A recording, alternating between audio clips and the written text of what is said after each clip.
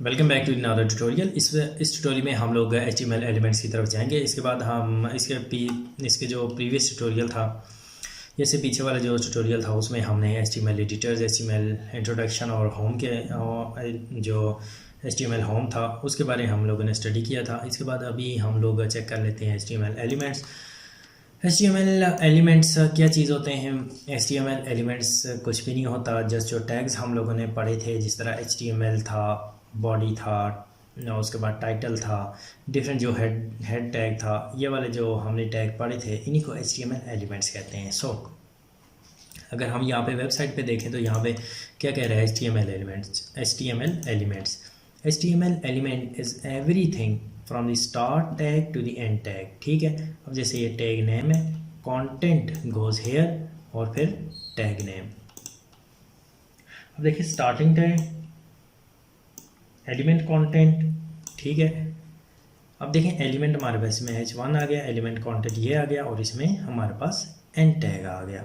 सो अब nested HTML elements क्या होते हैं? नेस्टेड का क्या मतलब होता है? नेस्ट, जब एक चीज़ दूसरी चीज़ में घुस जाती है तो वो क्या कर जाती है? नेस्ट कर जाती है, मतलब एक चीज़ का दूसरी चीज़ के अंदर आना। So this is the nested concept. So HTML के नेस्टेड एलिमेंट्स कैसे होते हैं?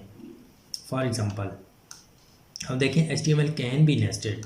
This means that elements can contain other elements. वही बात होगी, एक एलिमेंट दूसरे एलिमेंट्स को कंटेन करता है।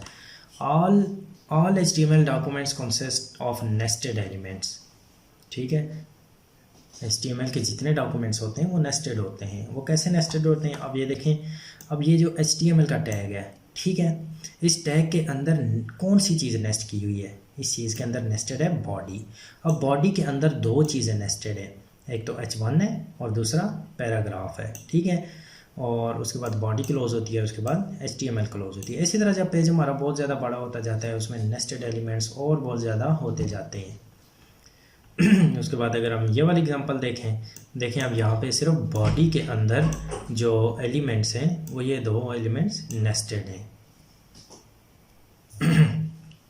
ओके, तो ये सेम चीज़ की हुई है, the body element define the documents body. वही चीज़ इन्होंने नीचे एक्सप्लेन की हुई है कि what does the body tag do. उसके बाद it has a starting tag body and the end tag body backslash body.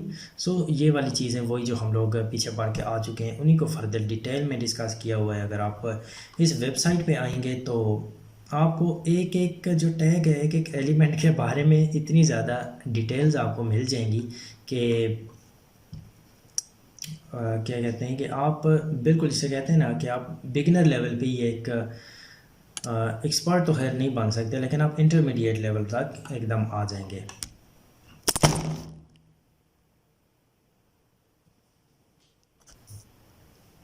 Okay, हम लोग पैराग्राफ के हम लोग नेस्टेड एलिमेंट्स के बारे में बात कर रहे थे। तो यहाँ पे इन्होंने लिखा हुआ है कि never skip the end tag. So अगर हम लोग एंड टैग को स्किप करेंगे तो यहाँ पे हम देख लेते हैं कि क्या रिजल्ट आता है। ठीक है, this is a paragraph, this is a paragraph. बाहर तो कोई फ़र्क नज़र नहीं आता, लेकिन जब आप बहुत सारे एलिमेंट्स को आप आपस में यूज़ करते हैं और उसका आप एंडिंग टैग नहीं डालते तो उसमें होता क्या है कि ये वाला जो टैग है इसके ऊपर जब आप कोई भी क्या कहते हैं प्रॉपर्टी अप्लाई करेंगे, इसके ऊपर कोई भी आप इफ़ेक्ट डालेंगे। फॉर एग्जांपल यहाँ पे देखें, इसके ऊपर इफ़ेक्ट डाला हुआ है कि ये एक बॉक्स में डिस्प्ले हो रहा है, इसका कलर वाइट है और उसके आगे एक पॉइंटर भी डिस्प्ले हो रहा है। ठीक है, और ये जो है ये डार्क एंड ग्रे कलर का आइकन है, जो grey and dark grey colour का आइकन है। सो ये वाले जो इफेक्ट डालेंगे, फॉर एग्जांपल इस पैराग्राफ में आपने कोई ऐसा टेक्स्ट लिया है जिसकी जो कलर है वो रेड है, ठीक है, तो वो वाला पैराग्राफ जो अपना कलर है वो यहाँ तक इफेक्ट करेगा और वो सब को नीचे रेड कर देगा। अगर इस पैराग्राफ को आपने कहा ये वाला रेड हो और आपने यहाँ पे क्लोज इसको कर दिया इस वाले पैराग्राफ को, तो नीचे वाला जो पैराग्राफ होगा उसके कलर के ऊपर इस पैराग्राफ के कलर का कोई इफेक्ट नहीं आएगा। सो इसने इसलिए कहा है कि इसको जो टैग हैं ये कभी एंडिंग टैग आप लोग स्किप ना करें। ओके, नाउ अगर हम लोग अभी नेक्स्ट मूव करते हैं तो हम HTML एट्रीब्यूट्स की तरफ आ जाते हैं। So what are the attributes? HTML attributes provide additional information about HTML elements, मतलब जो टैग्स होते हैं टैग्स की एक्सटेंशन कर देते हैं, उनमें एडिशनल फंक्शनैलिटी जो है वो ऐड कर देते हैं, वो क्या कहलाते हैं, एट्रीब्यूट्स।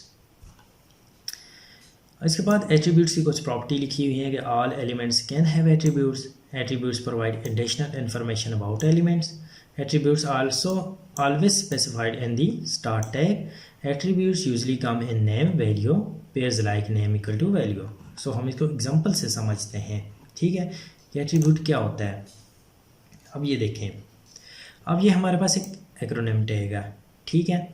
अब इसमें क्या होता है, ये क्या करता है, लेग को ओपन करता है, लेकिन अगर हम जस्ट इस वाले को href को बीच में से निकाल दें, ठीक है, इसको हम निकाल देते हैं, पीछे क्या बच गया, जस्ट एक ए टैग बच गया है, ठीक है।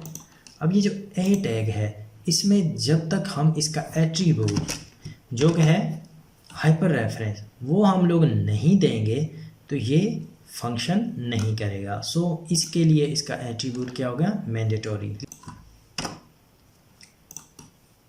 लेकिन इसके कुछ एट्रीब्यूट्स ऐसे हो सकते हैं कि जिनमें हम लोग इसको जो वैल्यू है, फॉर एग्जांपल हम इसको कलर देते हैं, इसको हम साइज़ देते हैं, जो इसकी स्टाइलिंग है वो हम नन कर देते हैं। फॉर एग्जांपल ये नीचे जो अंडरलाइन आ रही है, इस अंडरलाइन को हम लोग ख़त्म कर देते हैं, तो उस सूरत में क्या होता है कि वो एट्रीब्यूट इसके नेसेसरी नहीं होते, उनको हम लोग स्किप भी कर सकते हैं। लेकिन कुछ जो एट्रीब्यूट्स होते हैं वो मैंडेटोरी होते हैं।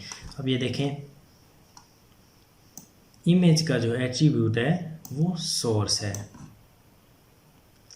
अब ये देखें, इसके एट्रीब्यूट्स आ जाते हैं, विड्थ आ जाती है, हाइट आ जाती है।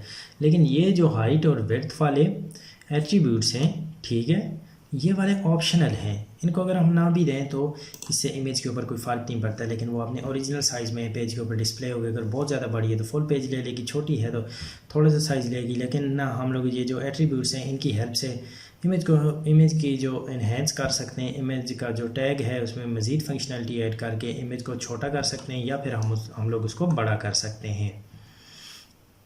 इसी तरह से अल्टरनेटिव हमने जो पीछे टेक्स्ट देखा था कि आल्ट हम लोग जो टेक्स्ट देते हैं वो भी एक इमेज का एट्रीब्यूट आ गया। सो इसी तरह से हमारे पास और भी बहुत सारे एट्रीब्यूट आते हैं। सो हमारे पास एक स्टाइल का एट्रीब्यूट आता है। अब हम देखें, जो मैं आपको चीज़ बता रहा था कि यहाँ पे एक पैराग्राफ हम लोग लेते हैं, पैराग्राफ, सेकंड पैराग्राफ,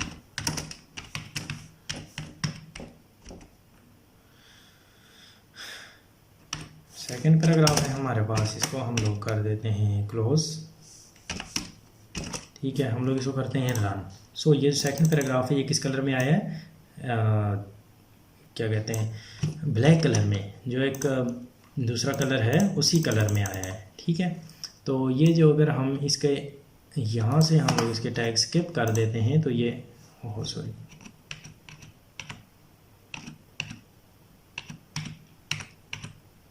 अच्छा, हम लोग बात कर रहे थे पैराग्राफ के बारे में। अब देखेंगे इसको जो एट्रीब्यूट है उसमें हम लोग कलर भी दे सकते हैं। सो कलर हम लोग कैसे देंगे, इसमें हम लोग एक CSS स्टाइल की प्रॉपर्टी अप्लाई करते हैं। उसमें हम लोग करते हैं कि स्टाइल कलर, और कलर कौन सा दे दिया, रेड, ठीक है। तो हमने इसको जो कलर दे दिया है वो रेड दे दिया है। सो स्टाइल भी एक एट्रीब्यूट आ गया। एट्रीब्यूट किसका अब आ गया, अब ये पैराग्राफ टैग के अंदर है तो ये पैराग्राफ टैग का एक एट्रीब्यूट आ गया। और ये डिफरेंट टैग्स के अंदर ये एट्रीब्यूट यूज़ हो सकता है उसकी स्टाइलिंग प्रॉपर्टीज़ चेंज करने के लिए। ओके, उसके बाद अभी हमारा ट्यूटोरियल है वो काफ़ी लेंथी हो गया है, हम लोग इसको नेक्स्ट वीडियो में वॉच करेंगे। तब तक के लिए गुड बाय।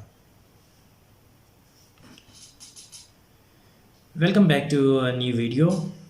इस वीडियो में हम लोग क्या करेंगे कि इसमें हम लोग HTML हेडिंग्स के बारे में हम लोग देखेंगे। HTML हेडिंग्स क्या होती हैं, उनमें डिफरेंट एट्रीब्यूट्स क्या हो सकते हैं, हम उनमें डिफरेंट स्टाइलिंग क्या अप्लाई कर सकते हैं, और हम उनको